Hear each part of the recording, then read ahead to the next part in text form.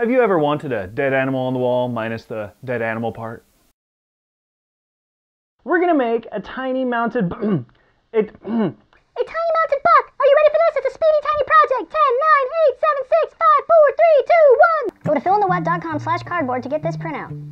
Cut out the template and then attach them to the cardboard.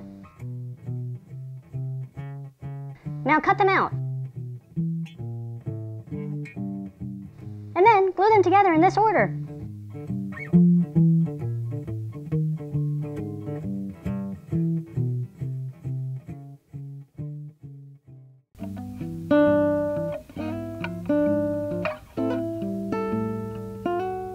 It really is that simple. It takes about 10 minutes. Print it out, cut it, glue it.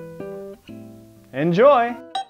Philinthewhaat, philinthewhaat, philinthewhaat, philinthewhaat, philinthewhaat.